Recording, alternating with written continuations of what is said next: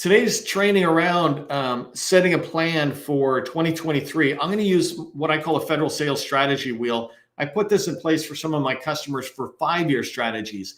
And the idea of a 5-year strategy is pretty much everything's the same except for the dollars. I want to target the same customers. I want to have the same strategic partners and build bigger and bigger relationships with them. And I want to sell the same things. If I'm changing all those constantly, then I'm really not able to put together a 5-year plan. But if I can have that strength and belief of the focused customers and focused services and products I sell, then I can set a 5-year plan and just start changing the numbers. And so I'm going to show you 2023 here. And you'll see me use an example. I'm going to talk about this as if it's my own company. It's not. It's the type of stuff I would do for my customers. So the first thing you got to do when you're setting a plan, strategic plan going forward, is you've got to have a number, right? What's your revenue goal for next year? And I don't like to use these fancy CPA terms, CFO terms. I just like to say at the end of 2023, December 2023, how much money do you want to report for the taxes? We earned this much revenue, right? Then you had all this cost or whatever, but this much. And let's say it's $10 million. When you do that, you look at this year and you say, how much sales do I have or revenue do I have that's going to move forward? So if you're a $5 million firm and you want to be 10 million next year, you need to get 10 million more in sales. And so in this particular case, I'm lining this up so that I'm getting $10 million new sales. And that means new sales where the revenue is recognized. I do the work, they pay me the money in 2023. That's what it means. I'm not here to talk about the 5-year contracts and all those out-year things. Just think about it. How much more money do you want to get next year? And put that into the center of the circle.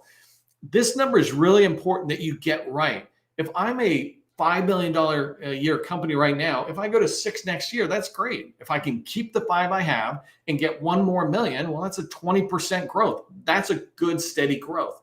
I actually probably would want to go 100%, let's say. But if you plan out bigger than 100%, then you're not realistically planning out. Stretch goals are totally cool, but the goal that goes in here is the realistic goal.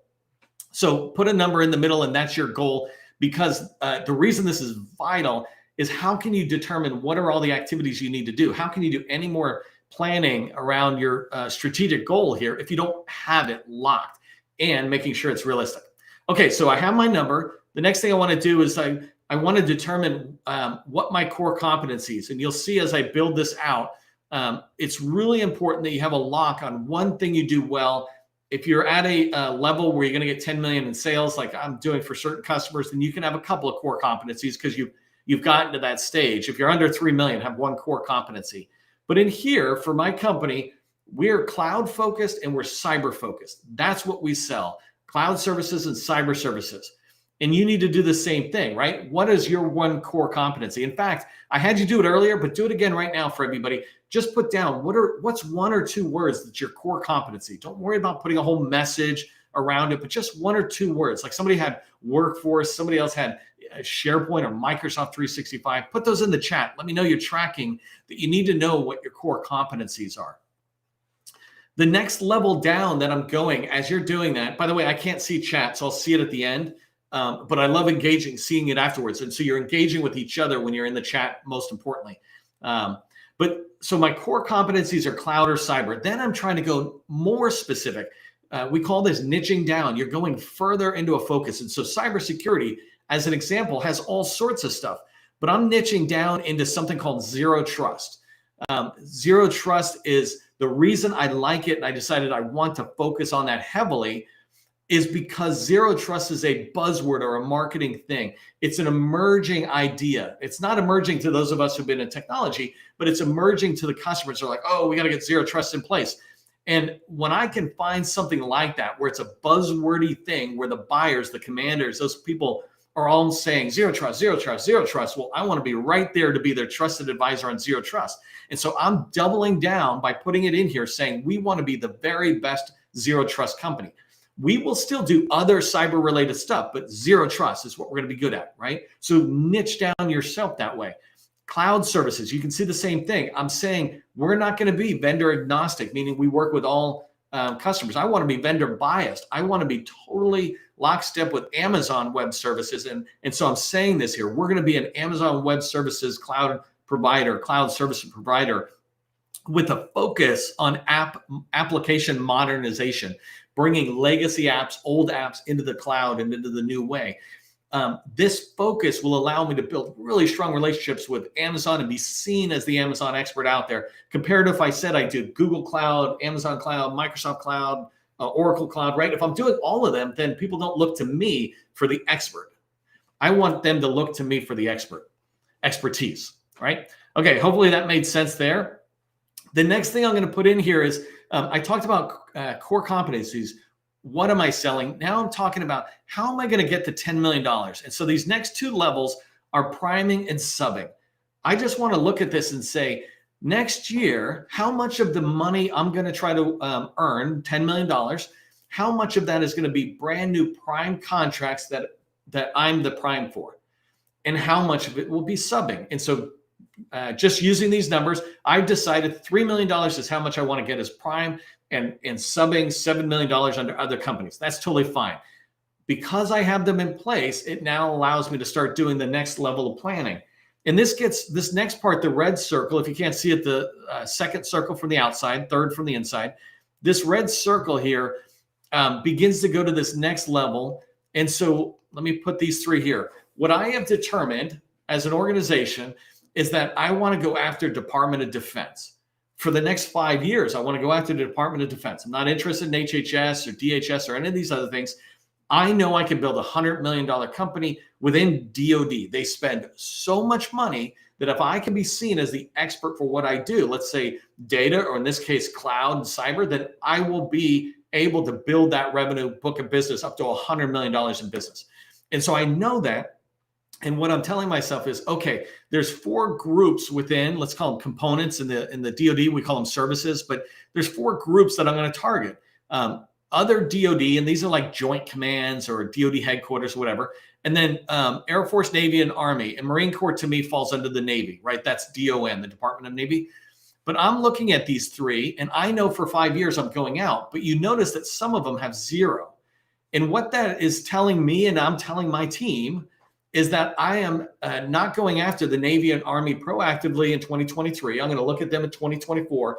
But in 2023, I'm going to go after Air Force for $2 million, and I'm going to go after other DoD for $1 million. And I made this determination because I have more relationships with these 2 organizations than I do with Navy and Army. Navy and Army will be newer to me. Maybe I need to hire a business developer to come in who's really focused on Army or focused on Navy.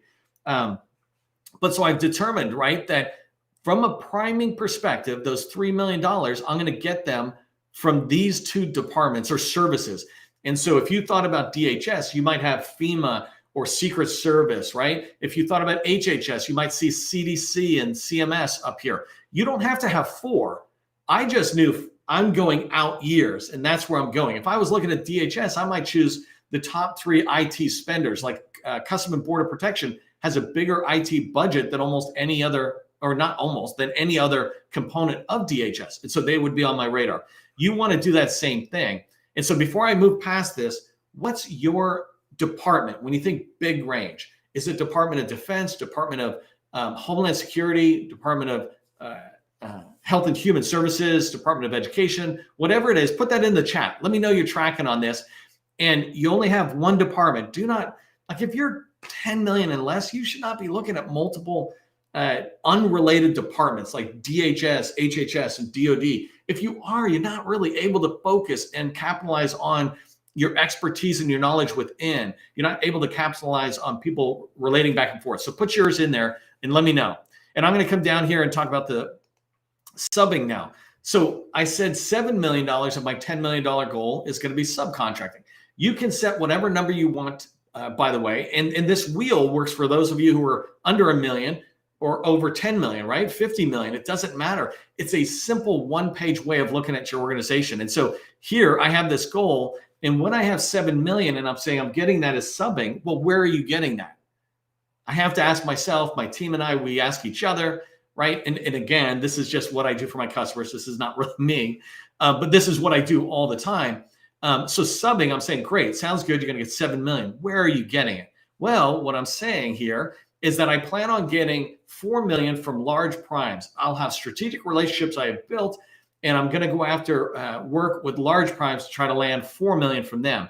And then over here, I've got 8A firms, and I'll explain in a minute why I say 8A, not small. That's a strategic decision of mine, right? This is not a one-off decision. I'm making very strategic decisions. Where am I getting my money from? Where am I getting it as a prime? Where am I getting it as a sub? And so as you see here, I'm saying from small businesses, 8As in this case, I plan on being able to get 3 million. Okay, perfect, right? And when you have these kind of data points or goals, you then can align activity metrics around that so that you can see every week or every month whether you're moving forward. Are you doing the right things to get those goals? You can see long before the middle of 2023 whether you're going to achieve those goals based on the activity you line up. Okay, so we've got the priming and the subbing in here. And if it makes sense what I'm saying on the subcontracting here, put subbing rocks, because I'm a big fan of subcontracting. So put subbing rocks into the chat if you understand what I'm talking about here, that subcontracting is important and you need to break that up between small and large firms. And I'm going to go down into the outside ring now and show you how I dive even deeper into this as I'm doing my planning.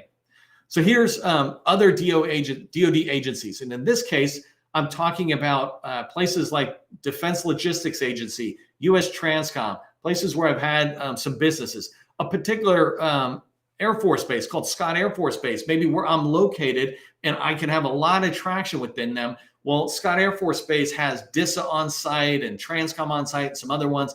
And so I think I can really, between these, all of these, where I have a lot of relationships, I can go after $1 million. These are not all of the DoD entities, by the way. As I go out to different years, I might put different information in here about where am I trying to sell. Let's go into the Air Force, right? Air Force, I plan on getting 2 million.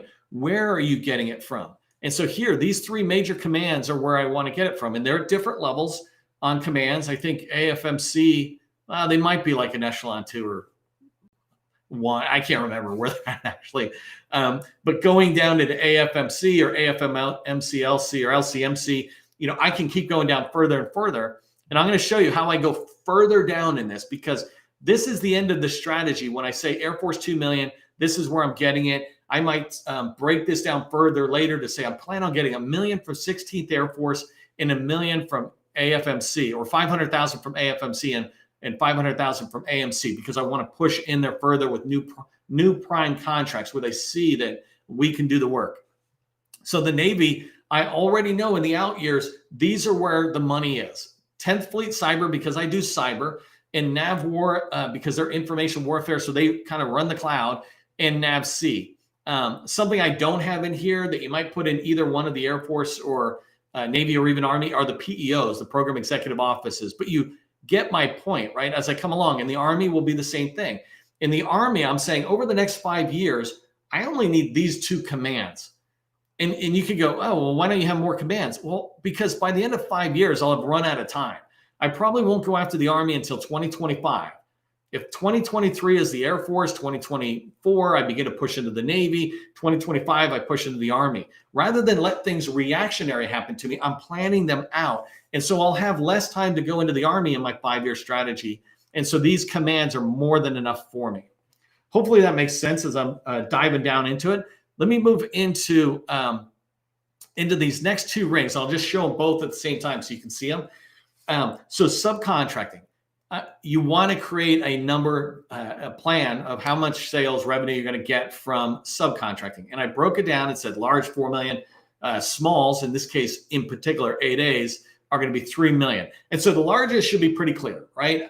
I've lined up 8 companies, and my intention is to establish 8 strategic relationships in 2023, probably with just the Air Force. So I'm going to look into CACI or BOOZ or GDIT, and I'm going to find out who the business developers and capture leads are over there, so that I might be able to get on their team as a cyber or cloud expert on opportunities they're going after. I will build a strategic relationship by telling them I'm also going after prime contracts, and I'll let them know.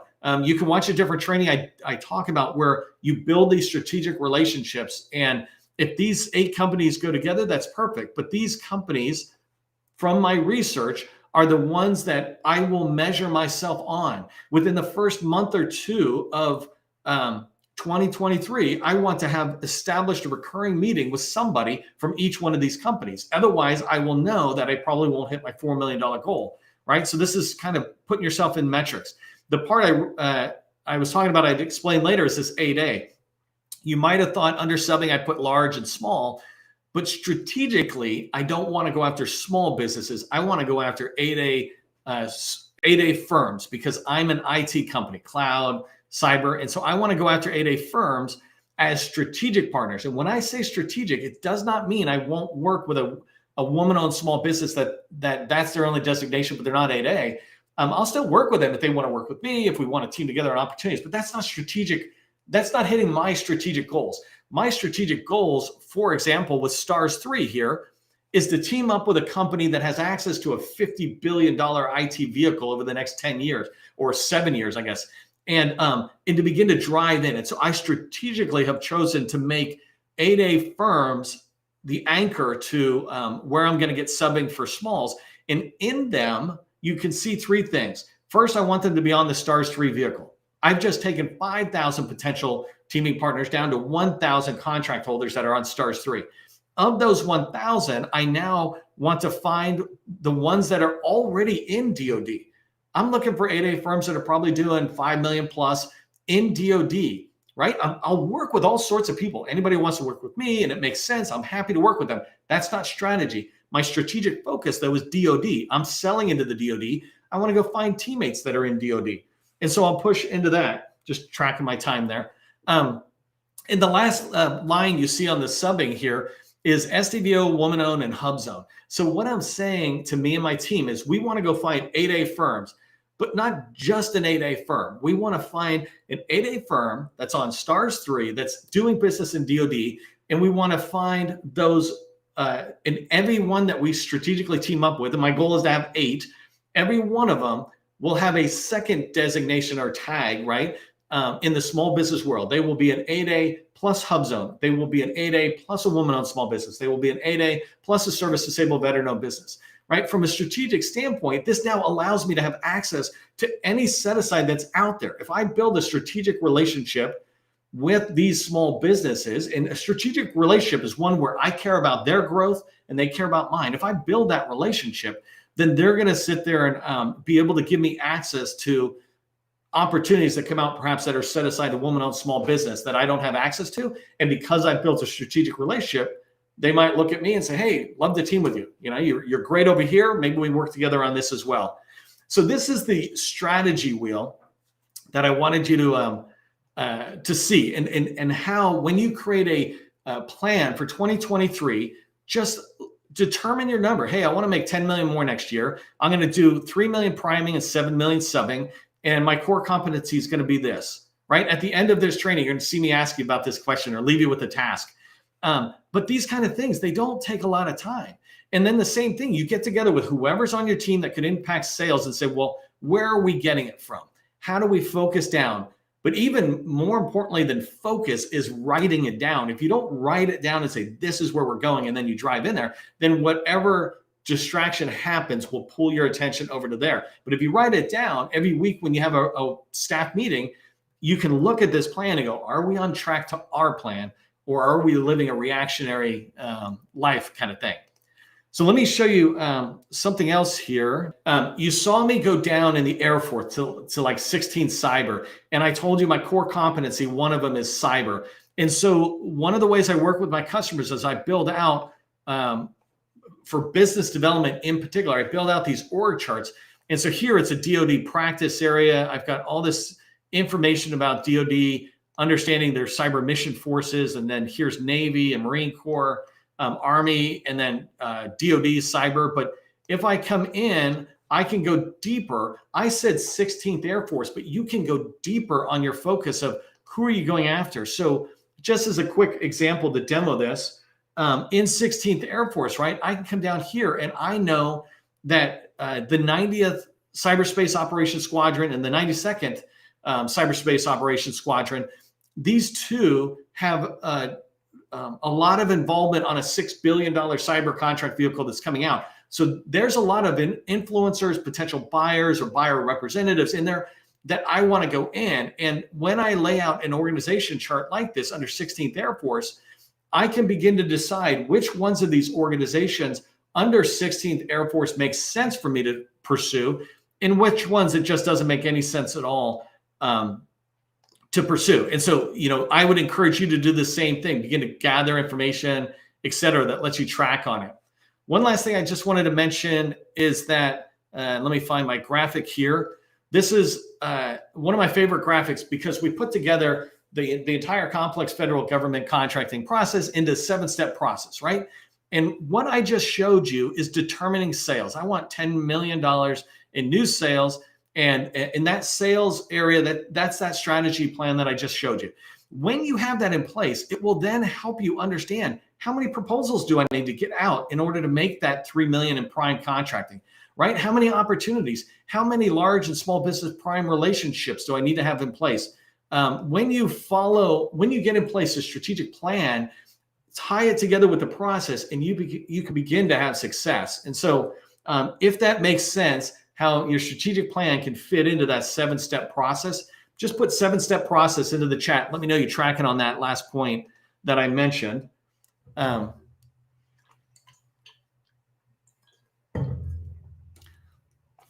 I appreciate, I just saw one comment, incredible info. I appreciate that. We work hard to please.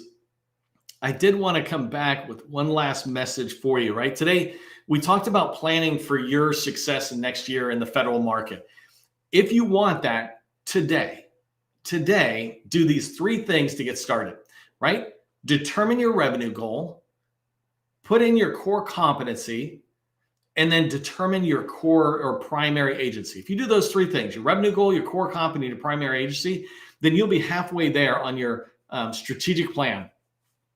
I love providing this stuff to you every single day, this training to you. If you found value in today's training, do me a favor, thank me, thank Gus in the chat. If you don't know, Gus Phelps is my partner on this activity, and he's in the background helping. But we work hard to bring this together. So give us a little thanks in there. And remember, government contracting, it is not a secret. It's just a process. Part of the process is showing up tomorrow. So I'll see you in the next training.